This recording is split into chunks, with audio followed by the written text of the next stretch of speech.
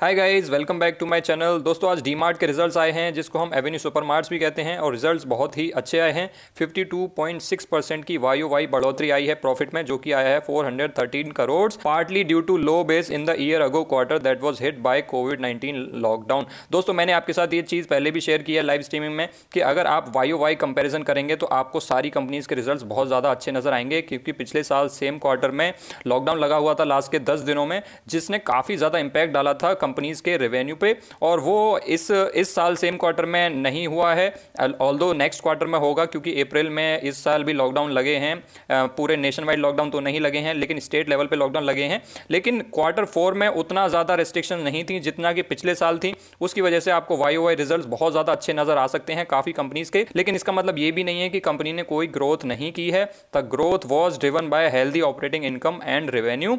अब अगर मार्जिन की बात करें तो मार्जिन आप देख सकते हैं 4.3% से बढ़कर के मार्जिन 5.5% हो गई है, जो कि एक अच्छी बात है। अगर रेवेन्यूज़ की बात करें तो 18.5% की वाई वाई आपको रेवेन्यूज़ में बढ़ोतरी दिख रही है, जो कि आए हैं 7,411 करोड़। अब दोस्तों, हमने प्रॉफिट और रेवेन्यू की तो बात कर ली और हमने देख लिया कि बहुत अच्छे प्रॉफिट में बढ़ोतरी आई है, लेकिन एक्सपेक्टेशंस के अकॉर्डिंग कैसी आई है। तो एनालिस्ट का मानना था कि 380 करोड़ का प्रॉफिट आना चाहिए ऑन रेवेन्यू ऑफ 7,303 करोड़, लेकिन प्रॉफिट आया है 400 से भी ऊपर करोड़ का। तो प्रॉफिट एनालिस्ट की एक्सपेक्टेशन से ज़्यादा आया है, जो कि एक अच्छी बात है। और अगर बात करें पूरे साल की, इन द फाइनेंशियल ईयर 21 जो कि कोविड ईयर था, उसमें आप पूरे साल की अगर बात करेंगे तो 15.6% से प्रॉफिट फॉल हुआ है, जो कि बहुत ही ऑब्वियस है, क्योंकि एक क्वार्टर तो लॉकडाउन में ही निकल गया था।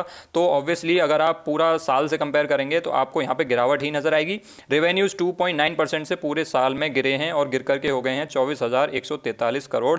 तो रेवेन्यूज और प्रॉफिट पूरे साल में अगर आप देखेंगे तो आपको गिरे हुए नजर आएंगे, जिसमें कोई भी सरप्राइज वाली बात नहीं है। अब दोस्तों, समझते हैं कि कंपनी ने क्या कहा भाई। तो कंपनी ने कहा है कि significant disruptions have been seen from March 2021 onwards for the store operations, क्योंकि आपको पता है फिर से स्टेट लेवल पे लॉकडाउन लगने शुरू हो गए हैं। इनफैक्ट काफ़ी सारी स्टेट्स ने तो ऑलरेडी लगा दिए हैं, तो उसकी वजह से कंपनी पे फिर से असर पड़ रहा है। और कंपनी ने कहा, in general more than 80% of stores are operating for a significantly lower number of hours not exceeding 4 hours per day. तो आप देख सकते हैं जो उनकी भाई ऑपरेशंस हैं वो आधे से भी कम हो गए हैं 80% ऑफ द स्टोर्स में, और कुछ स्टोर तो शट भी हो गए हैं 1 से 2 हफ्ते के लिए, जिसकी वजह से भाई कंपनी के रेवेन्यूज पे साफ साफ डेंट पड़ेगा और इससे अगले क्वार्टर के रिजल्ट्स अफेक्ट हो सकते हैं। और इसी वजह से अगर आप चार्ट पे देखेंगे, जो कि हम बाद में बात करेंगे, तो चार्ट पे आपको स्टॉक में करेक्शन भी नजर आ रहा होगा। हो सकता है वो अगले क्वार्टर के रिजल्ट्स को फैक्टर इन करने की कोशिश कर रहा हो। लेकिन अगर दोस्तों हम बात करें कि भाई शेयर होल्डिंग पैटर्न कैसे चेंज हुआ है,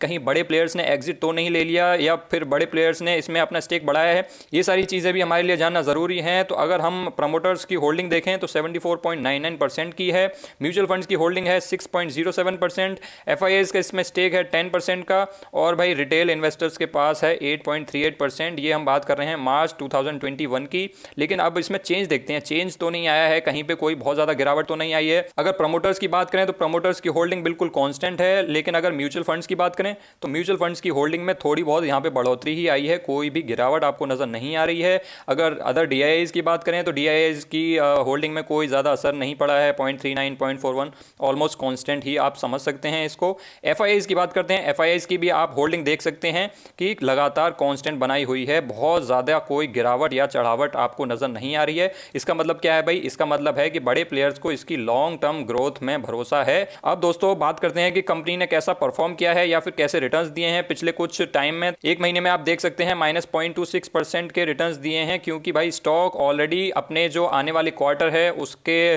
रिजल्ट्स को फैक्टर इन करने की कोशिश कर रहा हो सकता है, और काफ़ी करेक्शन भी हो चुका है स्टॉक में। ऐसा नहीं है कि 52 वीक हाई पे चल रहा है, ऑल्दो मार्केट भी थोड़ी सी करेक्टेड चल रही है। लेकिन अगर एक साल के रिटर्न्स के बारे में बात करेंगे तो एक साल में आपको 28% के रिटर्न्स दिए हैं। दोस्तों, एक साल के रिटर्न्स देखने का कोई मतलब नहीं बनता है, क्योंकि ये जहां से कंपैरिजन हो रहा होगा वो कोविड-19 का पीरियड होगा, तो इससे कोई ज़्यादा बढ़िया पिक्चर पता चलेगी नहीं। अगर हम 5 साल की बात करें तो 5 साल में आप देख सकते हैं बहुत ही शानदार रिटर्न्स दिए हैं। 351% के रिटर्न्स दिए हैं, आपके पैसे को 4.5 गुना कर दिया है, 4.5x, क्योंकि 351% के रिटर्न्स हैं, 100% पे हमारा पैसा दोगुना हो जाता है। तो अगर 351% के रिटर्न्स होंगे तो 4.5 गुना हो जाएगा। तो आप इसको 3.5 गुना ना समझें, अब डीमार्ट को एक बार टेक्निकली देखते हैं दोस्तों। तो सबसे पहले इसका लॉन्ग टर्म ट्रेंड देखते हैं। मैंने ये वीकली कैंडल लगा ली है और आप इसमें देख सकते हैं लॉन्ग टर्म ट्रेंड कितना शानदार है। ये देखिए लगातार ऊपर जा रहा है, कोई भी इसमें ऐसा नहीं है कि कहीं पे नीचे का फॉल आ गया हो या इस तरीके से चला गया हो स्टॉक, या ऐसे ऊपर नीचे।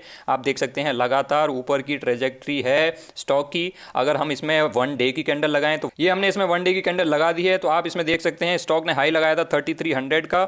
उसके बाद स्टॉक में काफ़ी अच्छा करेक्शन जारी है और अभी भी स्टॉक ऊपर की चाल चालू नहीं कर रहा है, क्योंकि हो सकता है नेक्स्ट क्वार्टर के रिजल्ट्स इसके अफेक्टेड हों, क्योंकि लॉकडाउन लगा हुआ है, स्टेट लेवल पे लॉकडाउन लगा हुआ है।